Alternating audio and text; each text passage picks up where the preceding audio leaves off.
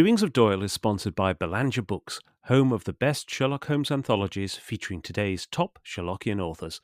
Belanger Books is the only authorised publisher of Solar Pond's mysteries, continuing the Sherlock Holmes legacy into the 21st century.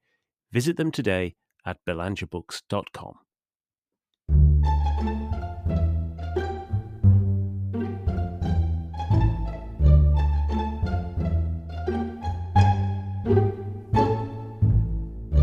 Welcome to Doings of Doyle, a podcast dedicated to the works of Sir Arthur Conan Doyle, the creator of Professor Challenger, Brigadier Gerard, and of course, Sherlock Holmes.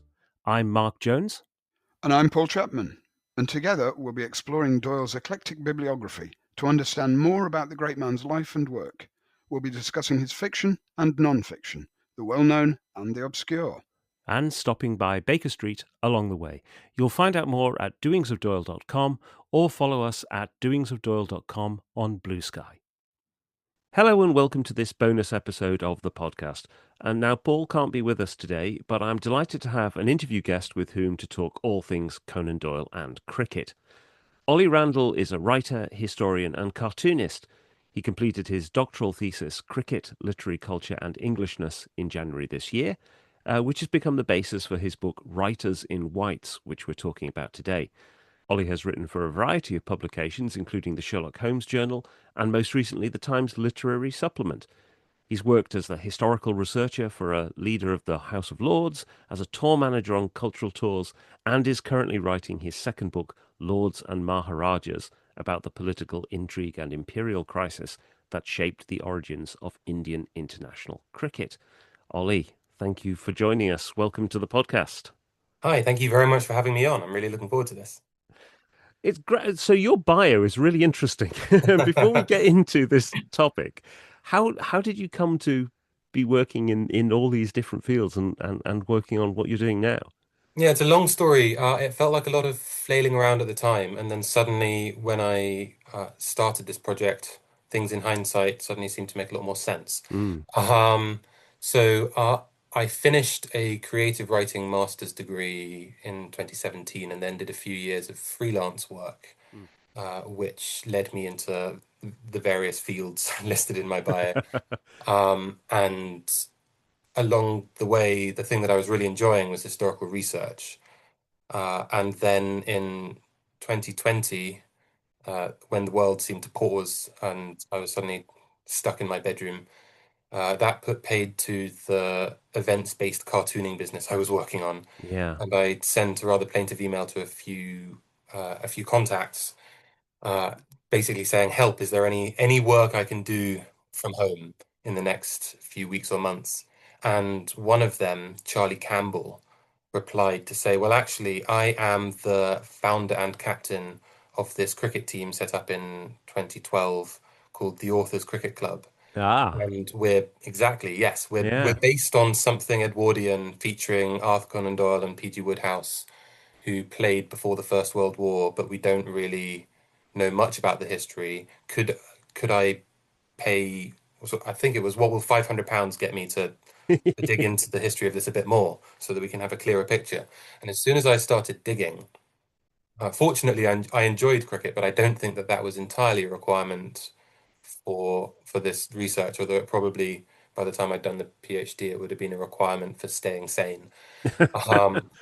As soon as I started digging in, I realized that there was a much bigger picture here that stretched not from the late 1890s to 1912, which is what I'd been told, but from the 1880s through to the 1960s.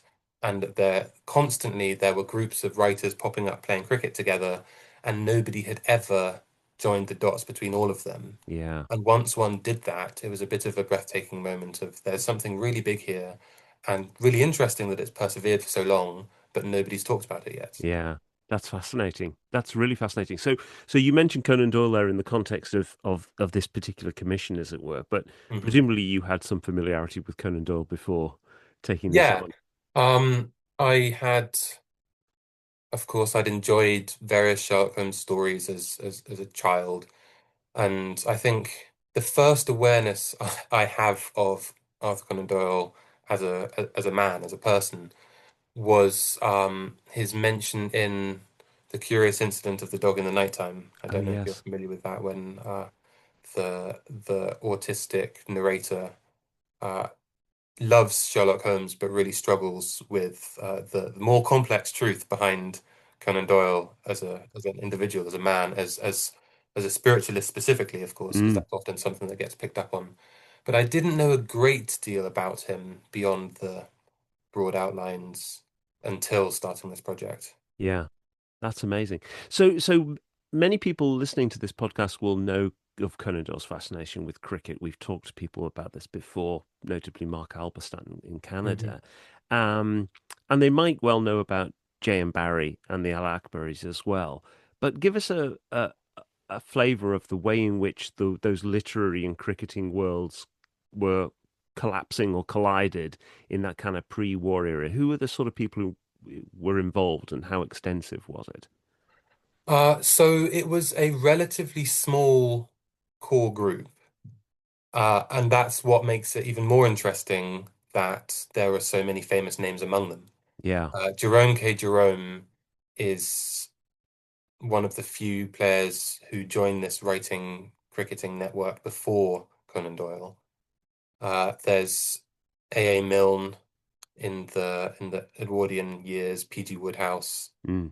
I think by the time by 1899, there are two different versions of the author's team. There's Barry's Alahakbari's and there's Conan Doyle's Author's 11.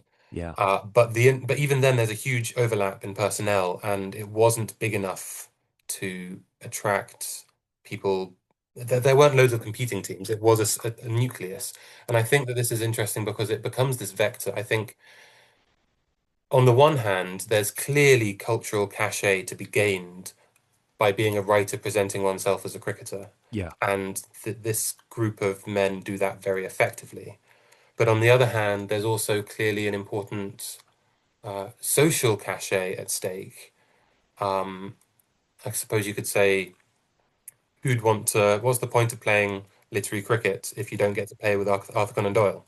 Yes. So, so while it's a very powerful network, and they do manage to combine really interesting ways the symbolism of these two pillars of Englishness, cricket and literature, and while it becomes a key part of their public identity, I don't think that there were that many other write. Occasionally, I come across other writers playing cricket or who liked cricket, but generally they were involved in the network. There aren't lots of writers who are into cricket who are outside the scope of the project. Yeah, they all seem to coalesce, don't they, around these kind of couple of groupings. And I Hmm. mean it's really fascinating that, you talk about how this was both a friendship group but also a way of advancing career. Yeah. And so, I just wondered how conscious that career advancement was. Because if you think about a lot of those people, most of Hmm. them were really early stage career. If you take people like Barry and Doyle, to some extent, they're kind of, well, it's hard to say Conan Doyle's an outsider at that point, but they're not part of the kind of London literary elite. They're almost imported in. I mean, in Yeah. Barry and Doyle's case, they're both coming from Scotland. But I wondered how conscious you thought that career advancement element might be. Yeah, of course, it's very hard to tell. Mm, And I think that a lot of them, particularly Barry, dress it up with a lot of humor to deflect from questions like that. I think Barry must have been conscious of it because partly because his deflections are so intense and insistent, yeah, um, and partly because it was the sort of probing self-examination that he did a lot of. I think he was pretty aware of his motivations for things like this. yeah, I think P.G. Wodehouse is pretty open about it. He comes along when it's a mature, well-established network and has no problem with acknowledging the networking advantages that it brings him. I think in the case of Conan Doyle, it's difficult to tell. My personal sense is that to begin with, there's an element of consciousness of I have arrived, I'm a full-time writer in London, I need to do something about this. mm, But very quickly, I think his certainly on a conscious level, his love of cricket comes to the fore. And I think he must have always been aware that it was good publicity, and he was very good at seeking out public platforms for himself in many walks of life to project himself. And I think that that came so naturally to him that it wasn't so calculated as some of the others. Yes. Yeah, I think that's right, isn't it? I mean, I'm not suggesting it's kind of cynical in any way, but it's a Mhm. happy accident, isn't it, Yes, really? although I think it is cynical in some cases, definitely. Yeah. Well, that's where I was going to ask you about Barry, because Barry, I've always found a really interesting figure, but very hard to get hold of.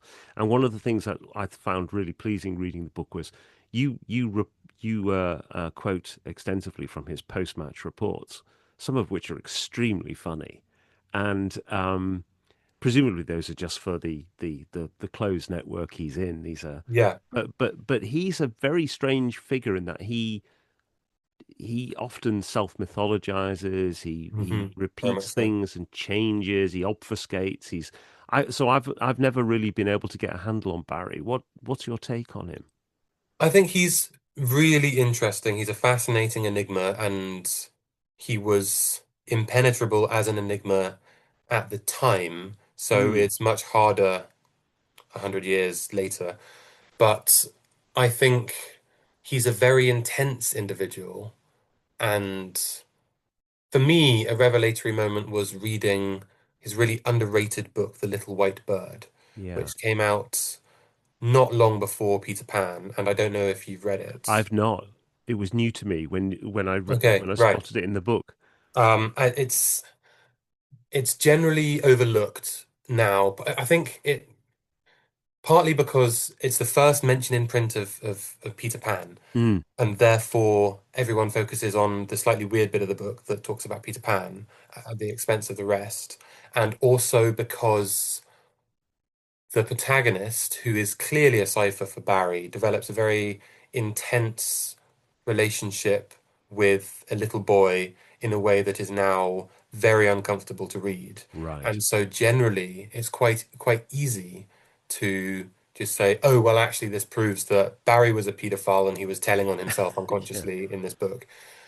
But actually, I don't think that's what's going on. Mm, Incidentally, I don't think he was a paedophile. I think he mm, had these very intense uh, need, he had a, it was an intense need for emotional connection. I think yearning is a real theme in his work and in yes. his friendships. Yes. Yeah. And part of that, he says, is to do with crippling insecurities as a result of being extremely short. Mm, Um, and so being underestimated constantly from that. But I think in his writing, he loves to press on a bruise. If something hurts him, he will explore that in depth. And The Little White Bird is this exploration of a very emotionally repressed, middle-aged curmudgeon who insists on being a curmudgeon. He's a very mm, unreliable narrator, and you gradually realize that actually he's got a heart of gold, and it's very uncomfortable to read because he's basically stalking this boy's mother and right. living vicariously through her and her marriage and her child. And this is at a time when he was developing a rather possessive relationship towards his friend Sylvia Llewellyn Davis, quite famously, the mother of the Lost Boys. So he's exploring the darkest parts of his character and turning them into, I think, quite a troubling but quite a beautiful book. Mm, So I think that gives a lot of insight into the intensity with which he was examining himself, but also that he never did anything by accident. yeah. So I don't think the idea that, oh, and he had a hobby with some friends playing cricket, none of that makes sense on the surface. What is going on is that he is very consciously and deliberately stage managing these occasions that he gets to basically project his literary need for friendship and recognition and to be at the center of this hilarity. Yeah. And it's not that he needs to be popular. He sometimes writes about himself. He writes articles, unflattering news articles about himself as a difficult person. Um, and but he does need to be a character. He does need to be recognized and he loves stage managing life as much as fiction, and there's very little boundary between his life and his fiction. And so I Yeah. think the Allah Hackberries and the cricket really bleed into his overall creative project. Yeah, that's a brilliant analysis of it. I think I find him, like I say, I find him fascinating because he is such an enigma. But I think your point there about his sense of yearning and desire really that adds some color to this literary cricket team that you're talking about as well. Hmm. Because there is an element to which this is fundamentally about belonging for somebody like Barry as well. Bringing in, Yes. being part of that group and being accepted, I suppose, as part of that group. And his write-ups are so self-effacing and humorous, Yeah. and he points out that he's pretty rubbish most of the time. It's just I found him a more engaging figure through reading the book, which I thought was great. And now I've got something on my reading list to go off and, Yeah. and get next. I mean, the other person who comes out in this, and everybody listening to this, I'm sure will be aware of him, is Hornung. Yeah. Um, and he, of course, became Conan Doyle's brother-in-law. Um, I was quite struck that he takes on quite an administrative role Yes. in the cricket team, and that posed for me a central question, which is actually about Hornung's place in literary culture. I've never been a huge fan of Hornung, particularly, or his writing, as much as I think some of it can be great fun. I think he kind of got a status, perhaps a greater status than he deserved, if I'm honest. And I Yeah. just wondered how much of that might actually be down to the fact that he was providing the kind of administrative glue around this literary cricket team. I think so. I think it gives him a certain aura within Mm, the literary world. People know that if they can butter him up in the right way, then he has connections that they can use. I think one of his big problems in terms of modern reception is that his work, while cutting edge at the time, now feels very quaint, and all of its shortcomings are more glaringly obvious. I think the Raffles stories are a case in point in that they now seem quite twee, mm, whereas the idea of a gentleman cricketer of all people also being a master thief was genuinely subversive and shocking at the time. yes. Yeah. But I also think that that cuts both ways, that the shock factor kind of meant that the literary analysis, that it was recognized for being shocking, and the fact that it was not incredible literature most of the time. There are some really good stories, but a Yeah. lot of pretty Brilliant. average stories. Yeah. I think that got clouded by the general outrage and controversy around them. But I also think that that links back interestingly to cricket and the network in that, insofar as his reputation is built on Raffles, that has a lot to do with the cricket network because there's obviously the cricket connection, but also it's the cricket connection that seems to draw him initially into Conan Doyle's orbit. And Yes.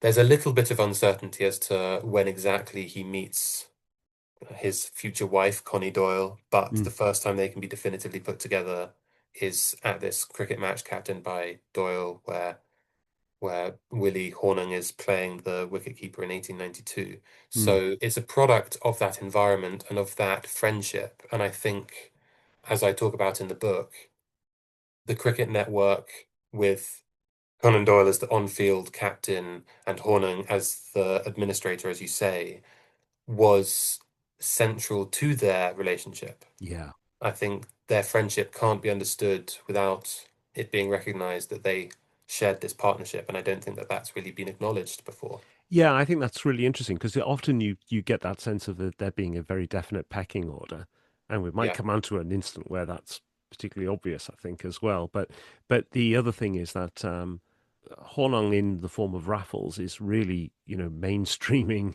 his cricket interest into a character who has persisted all these years. And Conan Doyle was divided about whether or not there should be a crook as as a main character.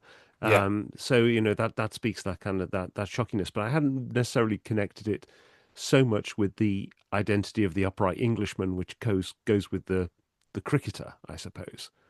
So while we're on the topic of Hornung, one of the areas that I think it'd be good to cover is the specific instance of the clash between him and Conan Doyle over Jean Leckie, because Yeah. this has been a point of some contention for quite a while now. And I was very fortunate as editor of Sherlock Holmes Journal to publish your piece on this. But it would be worthwhile, I think, explaining to people what the nature of that controversy was, because you've really started to unpick what was probably happening there and then. Yes. Okay. So certainly so we have a letter from Conan Doyle to his mother outlining his side of the story here, and that's our main source that traditionally everyone has heavily relied on for what exactly happened. Mm, Conan Doyle, having come back from the Boer War, was at Lord's with Jean Leckie, mm, and this is before his first wife, Tui, has died. Several years, in fact, before she's died, but she is bedridden with terminal tuberculosis, so yeah, he knows that she is going to die. He plans to marry Jean Leckie once she has died, and this is openly acknowledged by a very small number of people, including both of their mothers. yeah. And so they're spending time together, and Conan Doyle has justified it to himself that as long as their relationship is not physical for the duration of Tui's lifetime, then he's not cheating on her, Mm. which I think is highly questionable. It's sort of the definition of an emotional affair. I mean, it's beyond that because he's got a wife, a second wife lined up Yeah, already. yeah, He intends for it to be more than an affair, and that is the acknowledged reality by him, by Jean, and by a small circle of people who know. The ones who do not know include uh, Conan Doyle's sister Connie and her husband Willie Hornung. mm, And Hornung comes to Lord's and sees the two of them together at Lord's and goes back home to Connie. And Conan Doyle is sufficiently worried about this that he feels the need to justify hanging out with Jean. And so he goes home at the end of the day's play. He goes to their home, to the Hornung home, and tells Connie and Hornung the situation and leaves them to it. And at the time they seem reasonable about it, he says, and then afterwards they clearly sit down and think, hold on, yeah, why this isn't okay. And the yeah, two of them talk it through and decide that they're not going to condone this behavior.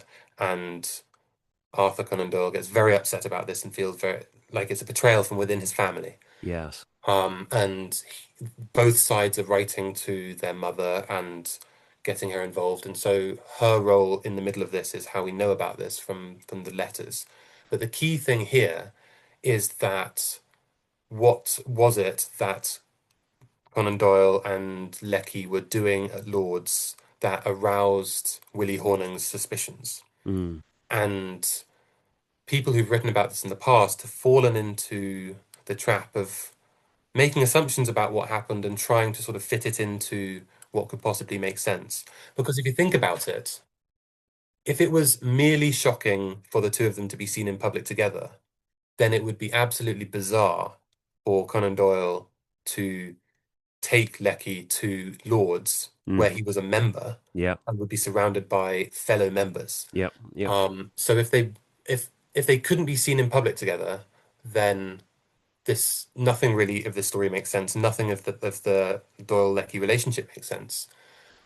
But secondly, if they had been doing something untoward in the pavilion, for example, if one of them had their hand on the other one's knee or something like yeah, that, yeah, then it's an extraordinary coincidence that the person who discovers this would be none other than his brother-in-law, when he would have the whole place would be crawling with his acquaintances. And it would also be wildly reckless for him to do such a thing. It would also go a long way to undermining his crucial claim that the relationship was entirely unphysical and platonic. yeah, So the picture that emerges is a very reckless Conan Doyle who does something that is bound to get him into trouble because there's too much testosterone flowing around after the Boer War or whatever it might be.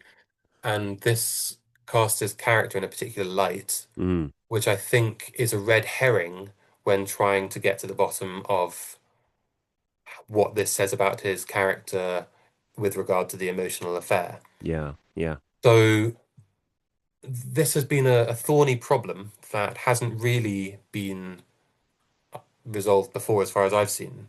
But actually, if you look at the dates and compare to Conan Doyle's cricket career, suddenly it all makes sense because everyone has always assumed that he's there watching the cricket with Jean yes, with Leckie, Gene. when actually he's playing in the cricket. He was due to be playing at Lord's all that week.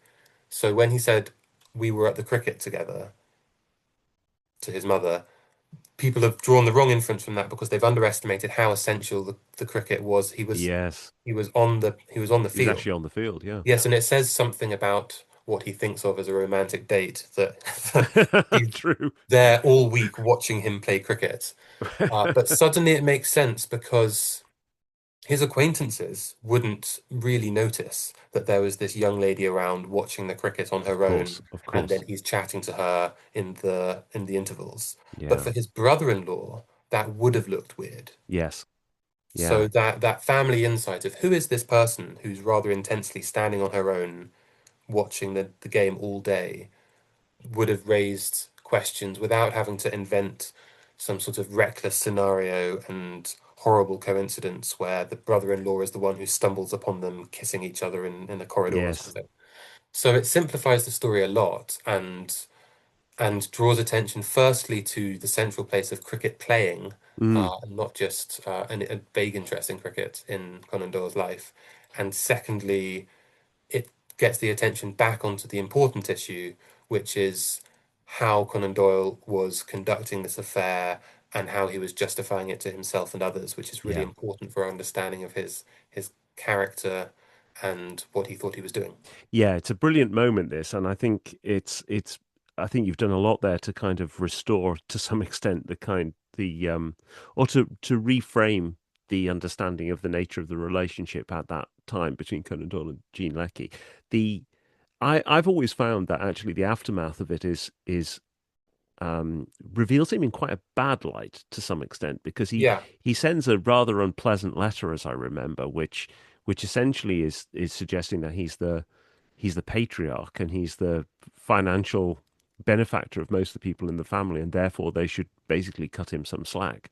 But I don't think that disavows what you're saying, your interpretation of what's going on. I just think it reflects maybe a bit less favorably on him in terms of how he uses his financial power, I suppose, to be the key figure in the family there. No, I certainly don't mean to let him off the hook in any way. Yeah, yeah, I think it just lets us focus on what he is doing and saying that we definitely. might find morally questionable, rather than worrying about this melodrama in the pavilion that never happened. Yeah. And I think you're right. The way that he kind of lashes out and the various um, rather poorly reasoned claims that he tries to make over the loyalty of his family is does not reflect well on him, but it does reflect, I guess, the psyche of a man whose very sense of self-identity is under threat because Yes. he has to push back and throw everything at this accusation because the alternative is accepting that he hasn't lived up to his own ideals as Indeed. a good man. Yeah, indeed, indeed. And I think also there's something there about, we talked earlier about Conan Doyle being a sort of outsider in this kind of community, that he earns his way up through financial gain. He is a Yes, self-made man in that kind of and sense he's as very well. proud of that. Very proud. And I think that's part of the thing that comes into the psychology of how he reacts to it. I mean, you mentioned there as well about too much testosterone flying around, perhaps after the Boer War. And one of the themes that runs throughout the book is about Englishness, but also manliness as well. And Yes, I was really intrigued in this that you introduced me to a person I hadn't come across before called George Ives. And yes. I just wondered if you could say something about, well, for the benefit of people who've not yet read the book, and I encourage you to go out and buy it, is that one of the really nice features, I think, is that in between chapters you have the occasional interlude where you focus on a particular individual, and George Ives is one of those. So tell us a bit about George Ives and how that connects into this story about manliness and the literary cricket team. Yeah, that was a really interesting discovery of mine. I think that was the moment in the PhD in an archive in Texas when suddenly things kind of snapped into clearer focus that everyone did have their agenda for being involved. And George Ives, we would now call him a gay man, Mm, but this was in an era where such a classification did not exist. Homosexuality was not an identity. It mm, was seen as an activity, as a vice. yeah. And Ives was a pioneer of what we would call gay rights in trying to construct a sense of homosexual identity. Mm, And he was a very intense man who wrote very morbid, anguished diaries at great length every day. And through that, we can see the importance of cricket to him. And this was something that at first I couldn't quite square. And mm, I eventually concluded, oh, well, we all contain multitudes. This is just a different part of his persona that isn't really connected to anything. But then there was a sort of eureka moment when I realized that what he's doing here is Ives is really into Hellenism. He decides that the ancient Greeks have to be his model for mm, a modern homosexual culture. yeah. And he draws on that very heavily, and it's very funny. It's a bit like looking at old comic books about space travel and how they're that's a slightly odd analogy, but their drawings sort of if your Tintin goes to the moon, you can see what they're trying to do, but they're inventing things because they don't have the set of reference points that we all have now. Yes. So his identity for the gay community it makes sense on its own terms. It's a bit weird looking back now, Mm, but the Hellenic thing is this idealized, self-consciously idealized notion of free love and male beauty and aesthetics and athletic young men disporting on beautiful green playing fields. yeah. Yeah. And so cricket becomes a key symbol for him in terms of the freedom that such a world offers, the male comradeship that it offers, and it looks very Hellenic to him. And there was a diary entry that I found where he said that when he was at Cambridge, he and his friends, he managed to persuade his friends to play cricket nude. He said it was very beautiful and very Greek, though sometimes harmful if one stepped on the thistle or got hit by a ball. And I think this was George Ives's ideal of perfection, where Yeah. manliness. So he too is viewing cricket in the same terms of manliness, Yes. but he's putting his own spin on what that means and why that's important to him. And there's a very revealing passage where he gets in his diary where he writes about getting injured while batting. The ball hits him on his hand and splits open his finger, and he doesn't realize how bad it is until the blood starts seeping through the glove.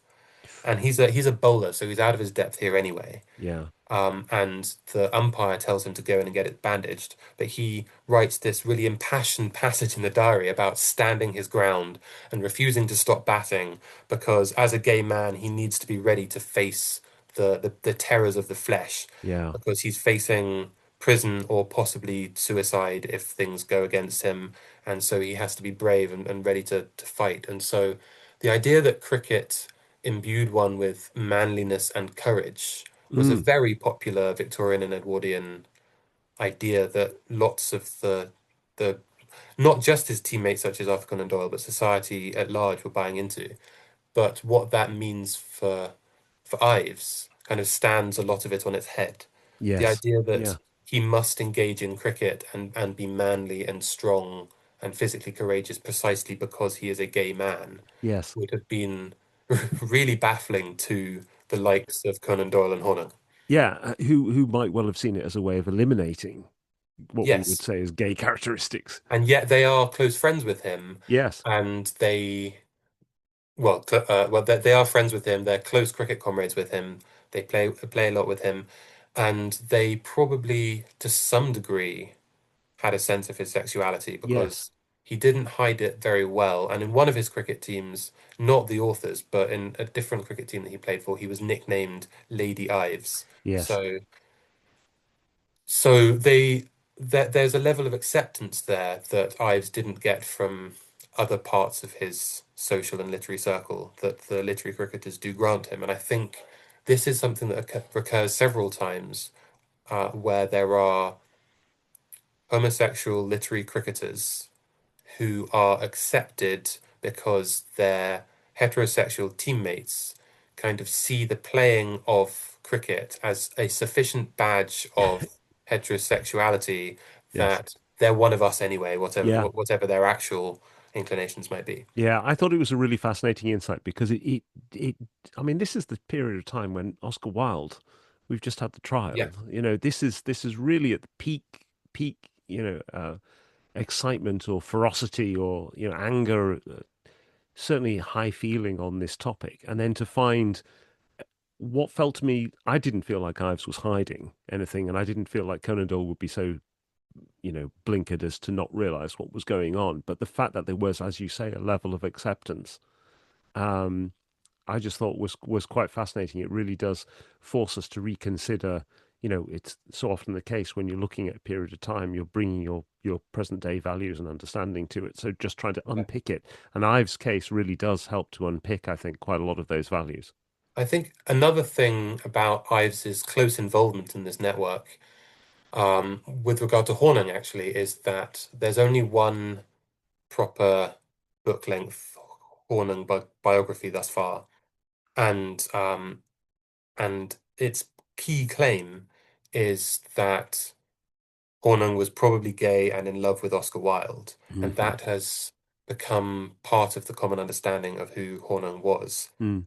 But I think the very presence of Ives in the team and Ives's diaries strongly suggests that that is incorrect, Yeah. because Ives is very sensitive to, uh, in modern terminology, again, he has a very strong gaydar, and when he comes across people who he suspects might be gay, he gets very excited and tries to get them to join his secret society for gay Londoners, Mm. and and he's also very passionately attached to Oscar Wilde, and Oscar is a big hero figure of his.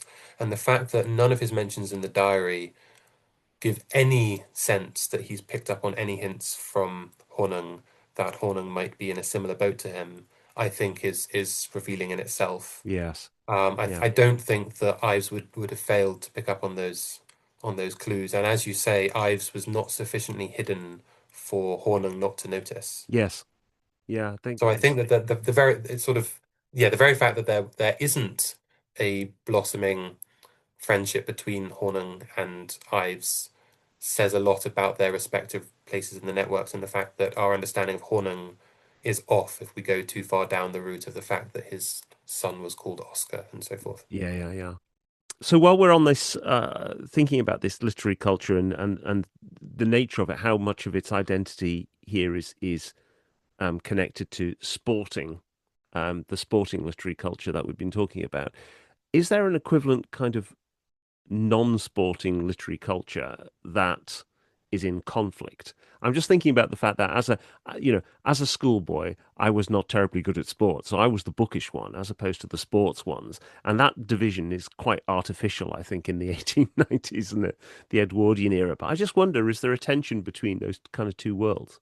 I think less than people often think. Mm, Uh, One of my jobs this afternoon actually is to read a newish book by a young historian called Andy Carter, who's written about how, actually, again, through this lens of classicism and Hellenism, uh, the arties and the hearties were actually two sides of the same coin, yeah, that the educational system uh, saw the value of sport as much as classics and learning as part of this classical education, and so they were pretty well integrated. I think, of course, there were plenty of unsporty individuals who didn't want anything to do with cricket or any other sport mm, and wrote accordingly. And they had their own networks of friends, of course, but I think that it was less of a big cultural split yes, than is often perceived, and certainly less than it becomes in the interwar era, yeah, when the highbrows, the modernists, really uh, their whole lifestyle becomes almost performance art to a certain degree, and so they are very consciously positioning themselves against the hearty cricketers, as they call them. Mm. But that's a later innovation. I think at this point, I think it's a really important point that the people joining this network of cricket playing writers are upstarts for the most part. They are socially mobile, and I mean, one can't really describe Conan Doyle as being uh, too much of a self-made man. He went to a public school and so Yeah. forth. Yeah. But he still is very much an outsider, certainly from a London perspective, who manages to advance himself right into the heart of London society. And in that way, he is kind of a typical example of members of this group using it to help get a leg up and get themselves further into society, but also to give themselves this aura. Mm. This is a bunch of Aravist writers who want to be seen to be doing something that comes with some serious cachet, like playing cricket. Mm. And then, so at this point, they're kind of inventing the sporty niche for themselves, and it's only Yes. later that comes back to bite them. It's sort of at this point, in sort of circa 1900, there wasn't really yet any point in writers making a real stand against sporty writers, Yes. because that was only just It was just becoming now a thing. a thing, yeah. And I think that the most common misconception I come across when talking about this project is people assume that the writers who played cricket were all conservative, fusty old gatekeepers. Yeah. And a lot of them certainly move in that direction after joining the network, and that becomes more apparent, especially in the later stages. But there is always, even later on, into the post-war era, this sense of using it to gain a certain degree of legitimacy in society, and using these symbols of manliness and Englishness to Yeah. position themselves more closely towards the heart of society that they otherwise couldn't access quite so easily. So I think the networking thing is not just who you know, it is how you are being seen to perform. Yes. Yeah. That And sounds that's really important for Conan Doyle in particular, being seen to perform this English manliness as a Scottish non-Londoner. absolutely. Yeah, absolutely. And just picking up on something there you said about the kind of the two sides of the coin. The Hellenistic influence. And I mean, it's not very long after Conan Doyle is first engaged in these kind of groups that he's judging the first bodybuilding competitions, and there's Eugene Yeah, Sandow, and there's the definition of the perfect male form and things, which you know obviously you can take it different ways, but I think you've got that, and you've also got his interest in Beau Brummel and the Regency rakes and things. It's a much more complicated picture, I think, that yeah, we're getting a sense of here. Um, I think it would be really good, since you just mentioned the post-war and the interwar years, just to give us a sense of how the story evolves, because of course Hornung's dead by 21, Conan Doyle dies 1930. Barry has ceased by then to be active in cricket, really. So, but they've passed on to a new generation, the Squire and Blunden, and so yes. give us a bit of a sense of what happens to the literary cricket story after that first generation. Yeah, so Conan Doyle stops playing cricket in 1912. Mm. And then there is a lull because the other leaders, like, as you say, Hornung and Barry, have also retired. In 1920, it's another relative by marriage of Hornung's who restarts it, J.C. Squire, Jack Squire, who's a real forgotten figure now, but was at points in the 1920s possibly the biggest and most influential name in the British literary world uh, of any writer. Yeah, amazing. Uh, and um, and the story of his rise and fall is in large part the story of the rise and fall of the cricket network. And he, so Hornung has married Conan Doyle's sister, and then his, and then Hornung's own sister has a daughter who marries Squire. Mm. So Squire is the nephew by marriage of Hornung. So Yeah. the family link does continue. And And I'll try to skim over quickly, basically two-thirds of the book. Yeah. But Squire, I mean, he becomes the head of what becomes ridiculed as the squirearchy Mm. by the highbrows who don't like him, partly because of just how ubiquitous his influence becomes. And I think the squirearchy is a really revealing term because what Squire is doing, as people like Conan Doyle were doing before him, they're kind of presenting themselves as these hearty village squires Mm. playing cricket on village greens in the tradition of it's a literary trope that can be traced back to Chaucer, really, the honest, straightforward, truly English man who you Yeah. pops up in Dickens and Hogarth and Shakespeare.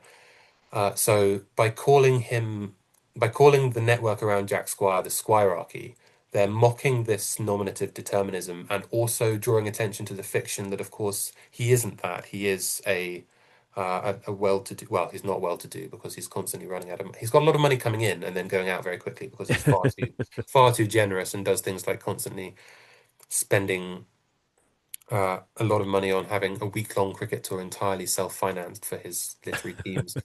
Um, but he's well positioned in society. He's a Londoner. He's not this village squire. Yeah. Um, and they kind of mock this sense of inauthenticity. And I Mm. think that's important that the line of attack from people like Virginia Woolf is to attack him for being inauthentic at what he's trying to do in terms of tapping into cricket as this wellspring of Englishness, Mm. because it shows that they recognize that cricket is a wellspring of Englishness. Yes. So they're not mocking that, they're mocking his supposedly failed attempts to do so. Yeah. And this culture war in the interwar era with Squire in the centre comes to revolve to a large degree around cricket in a way that hasn't been written about before. Mm. And so cricket becomes this symbol of wholesomeness and Englishness on the one hand, and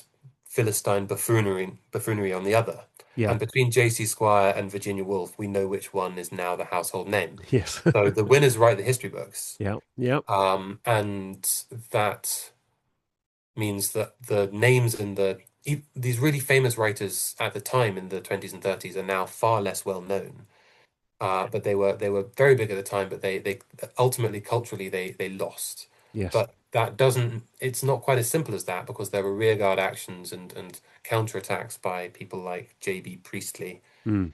who really takes the fight back to the highbrows.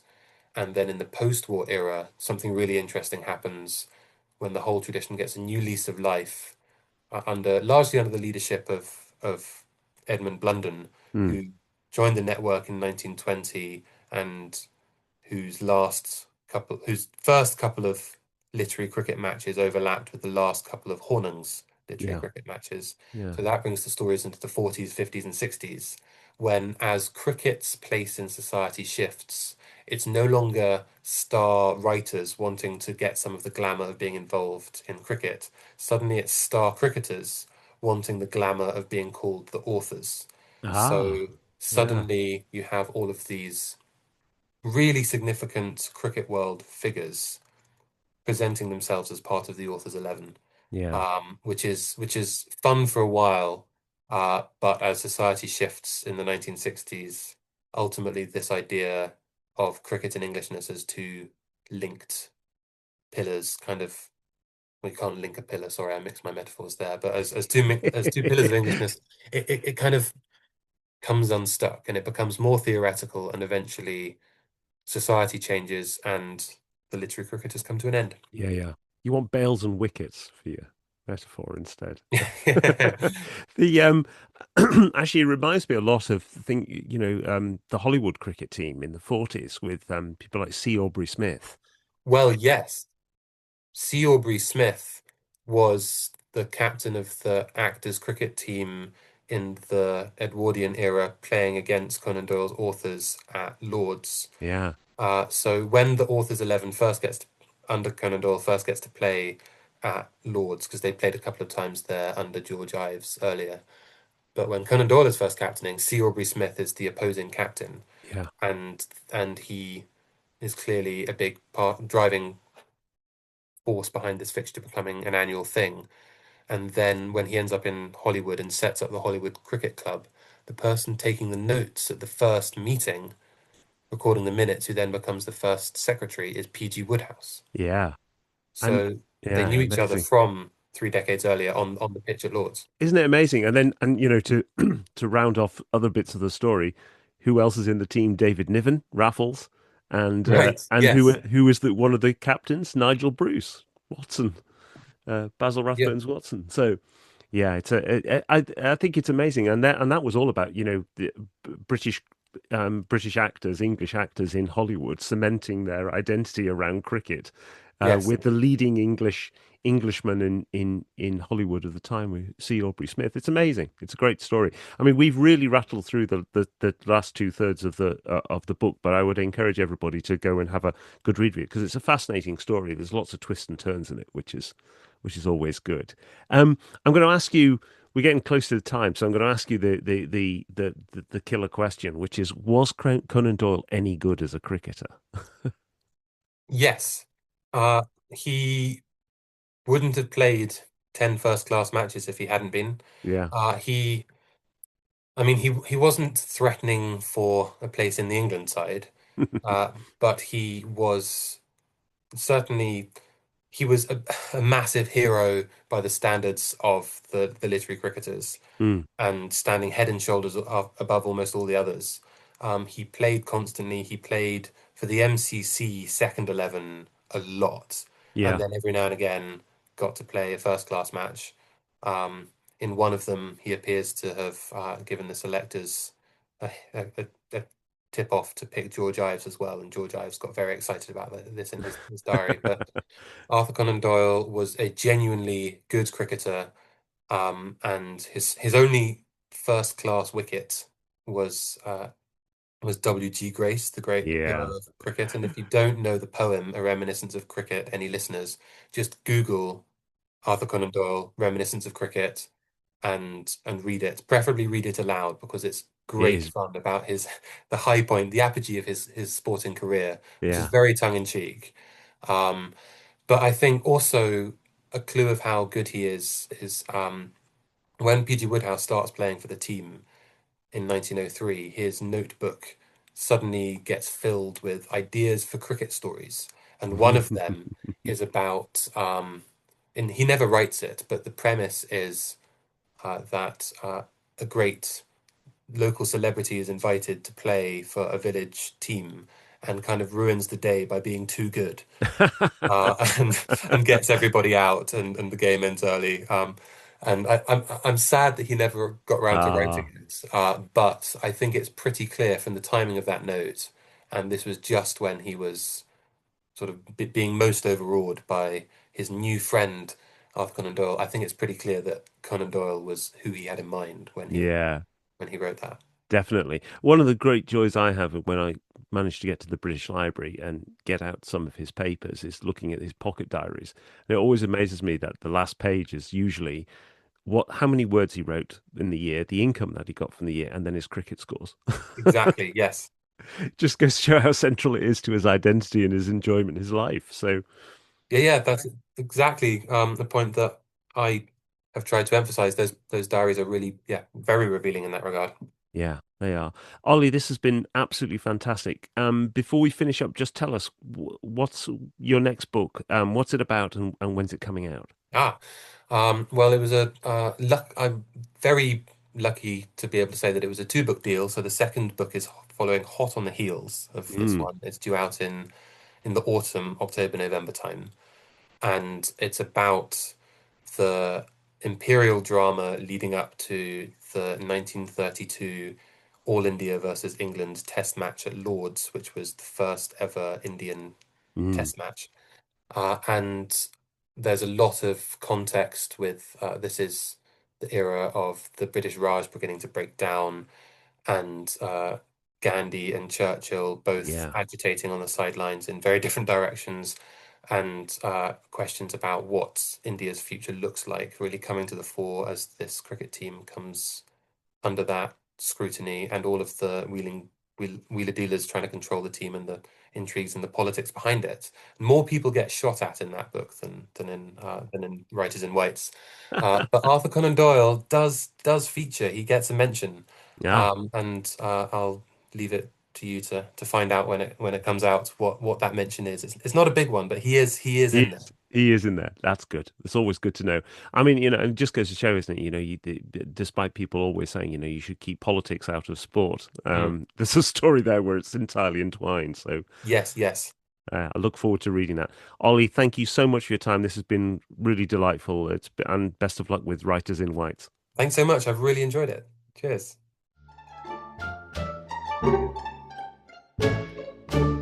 Thank you again to Ollie for joining me on the podcast today. Writers in Whites is a terrific book. You really should go and check it out if you've got any interest in not just Conan Doyle's cricketing life, but also his friendships and the circles in which he moved. Then I think this is an essential read. It's available now from Fairfield Books. Comes out on the 18th of May 2026. I'll be back at the end of the month with Paul when we will be talking about J. Habakkuk Jepson's statement. Until then, it's goodbye from me, and stay tuned for more bonus episodes in the future.